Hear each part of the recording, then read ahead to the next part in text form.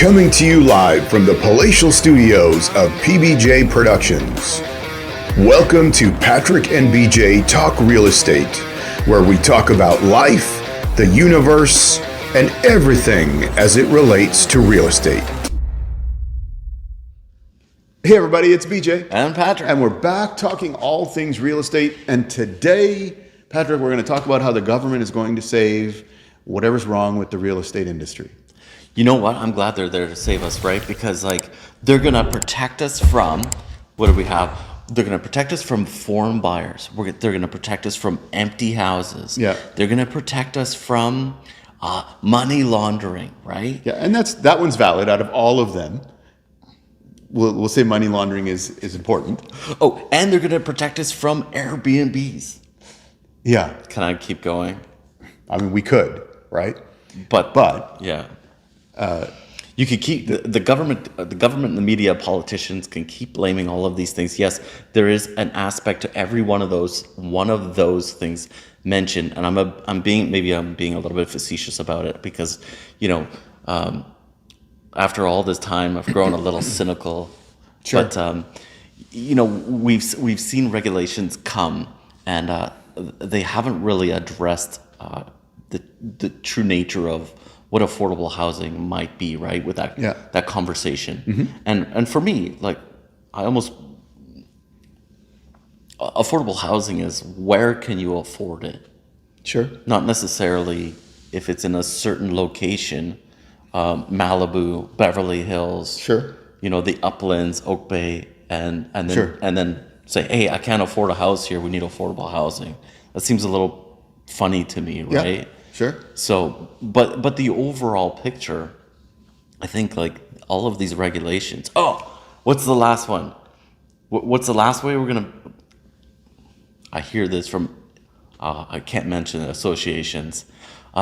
We do need to build houses faster, right? Okay. We talk about this on our program. Yeah. We do need to build our houses faster and shorten that process to getting approval. But we're not going to build our way out of it. But you know how you make it go faster is you give all generic blueprints. Oh, from the Sears catalog That's from right. the 1950s, right? Yeah. Yeah, that's right. We have another video on that. We talked about the Wartime Housing Act. It's not the Wartime Housing Act, but it's like wartime housing measures. Yeah. And I think we just played around with the title, right? Right. Yeah. Because we'll never, here we go. So we'll never build our way out of, into affordable housing. Here's my example. Okay. What was the population of Vancouver 40 years ago? Got me on Doesn't that matter. I don't know either, right? Yeah. It was less. Yeah. And it kept growing, and we kept building in Vancouver. Yeah. And prices kept going higher. Yeah. Right? It's in demand. It's a beautiful place. All of those things, right? So I think it's very naive to keep, for everybody that says it, that we can build our way into affordable housing. Even though I agree that the processes for approving housing is extremely long. Yep. So and I think we've gone over that we talk about it a lot, and I've said it repeatedly. If you want to bring housing prices down, you need to make it easier for builders and developers to do what they do and fine tune or smooth out the bureaucracy in the process. Right. I do want to go on a rant, but I do want to make sure we touch on it before the end of the video. Okay. What things the individual person can do about affording a house. So just before we get really carried away, all right, number 2, speculation tax. So BC has a speculation and vacancy tax. Mm-hmm. It's been around for a couple years. Mm-hmm. It's working so well to bring the prices down of real estate. Right? Here's facetious. Yeah. Right. So I don't mean that. It's not working at all. So it's working so well, they've expanded it to new areas. Yeah. Again. Right? Yeah. Right. So it's it's not working except for it's padding the budget of the provincial government. Sure. Right. So once they see that money, if they really wanted to help people, obviously the first-time home buyer, there's a first-time home buyer grant. There's a price limit on that. First-time home buyers, if they've been in BC for a year, at least a year, to show that the residents here, which will probably be the easiest way to do that is your T4 has to be in BC. There's probably some other things that you have to qualify for that to avoid the property transfer tax as a first-time home buyer. Okay. And permanent and primary residence. You can't be buying a rental property. You won't get that benefit. Sure. But they won't reduce the property transfer tax for everybody else That was a temporary measure. because they're making so much money off of that. And prices have gone up. Sure. And they haven't adjusted that. Yeah. Okay, that was a sidetrack. That was a temporary measure Right, until it became so valuable to the budget that it became not temporary. right. So who else can we blame these unaffordable housing prices on? Foreign buyers. Well, guess what?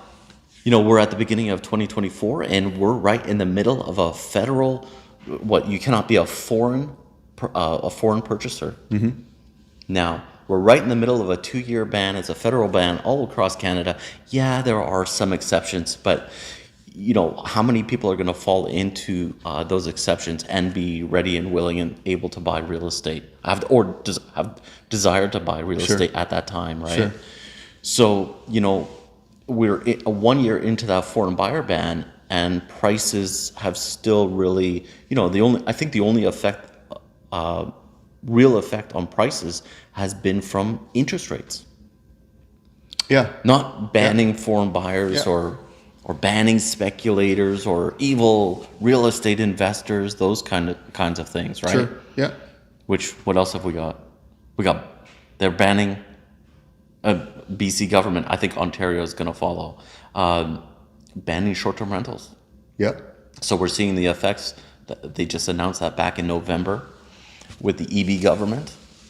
Mm-hmm. We'll see how that goes.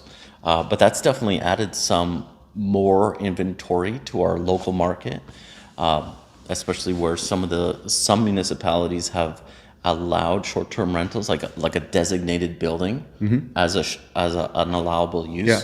And now it seems that the provincial government wants to take that away from those owners, those private property owners. Right. And that's going to bring on properties onto the market. And as we discussed in other videos, those might not be exactly comparable to what a long-term living condo option would be. Yeah. It won't be the same options. Like, Sure. We talked about Space, parking, things like that. Yeah. storage, location, right? Yeah. They might not be. They might be closer to where a short-term rental might be more appropriate, like at downtown, right? Yeah.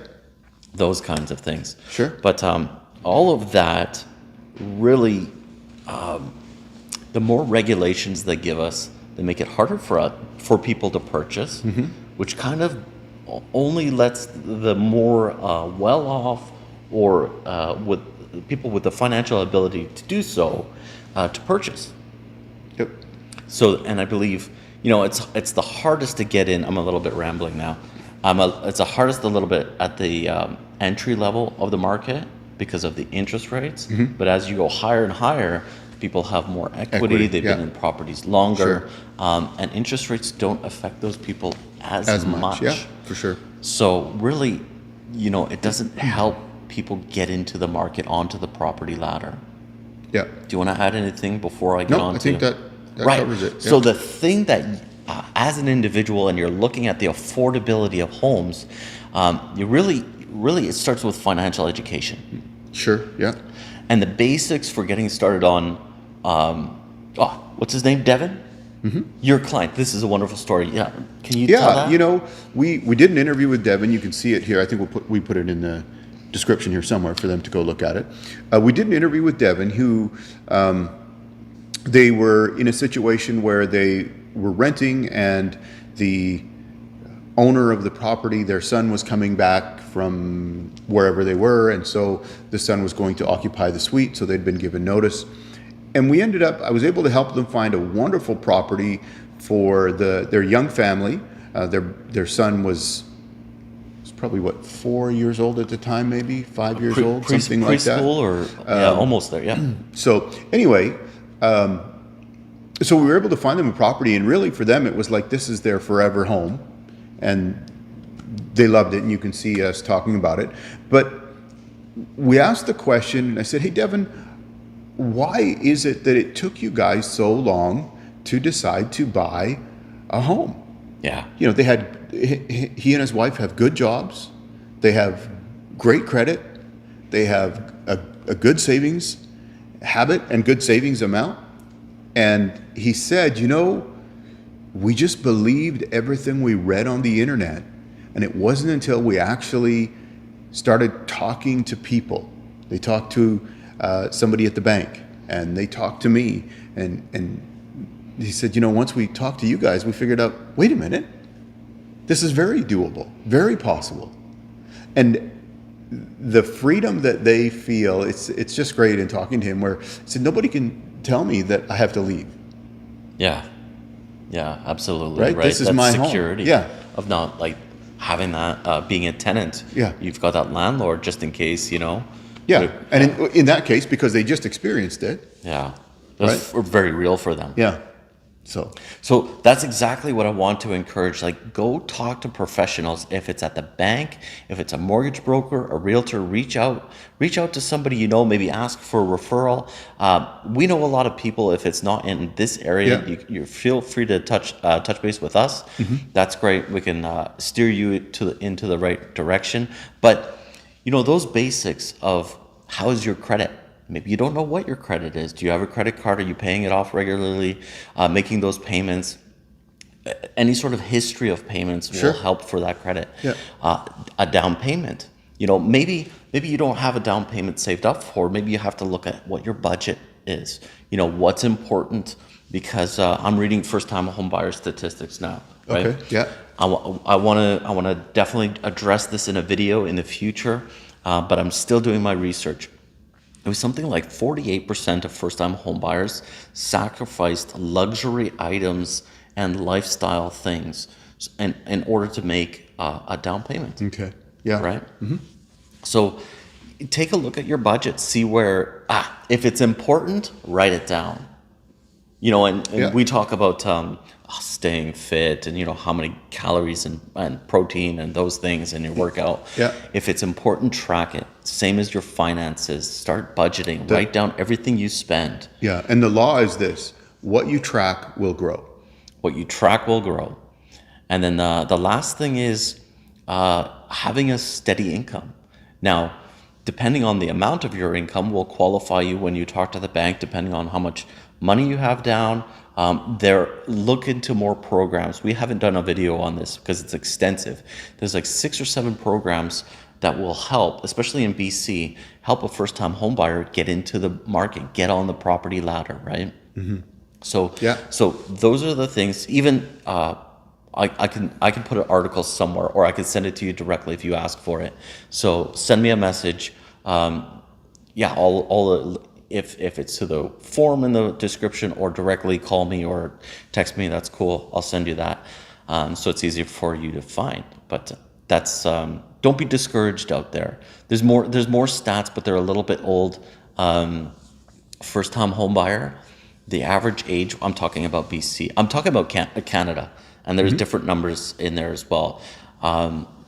Back in 2020, I found a stat for average first-time homebuyer age. Now, BC is expensive. It's one of the most expensive provinces in Canada. Sure. 36 years old. Okay. And there's even a smaller percentage that did it under 30. So if you're... BC? In BC. Okay. Or across Canada. Okay. Across Canada, bought a house. So it's a very small amount of people that buy a house under 30 years old. Yeah, I'm trying to remember. And even smaller if they did it by themselves. It's usually a couple buying, not always, but a couple buying. Yeah. But I want to get into that. But I want to leave the video encouraging. Yeah, I think I was 30 when I bought my first place, and it was a 2-bedroom and a den condo. Yeah. They were coach homes, is what they called them in Alberta, in Edmonton. But you know, you have your own stairs up to your front door, and then you have your own deck and everything. And okay. Yeah. That's but cool. I was 30. Yeah. So, you know, if you're looking at, you know, housing is expensive, you're in your 20s. One of the biggest challenges at that age was student loan debt. Yeah. So, you know, I don't want to discourage anybody. Devin was older than 30. I'm sure. Yeah. I don't know how old he is, and with his wife. But but don't be discouraged, especially if you're younger in age. And over time at the job, usually you get raises as you go, or you might get a promotion, or you move on to something else that has a better return on your time. So Sure. Yeah. I want to leave it on an encouraging note, even though I can be cynical, I can rant a little bit, right?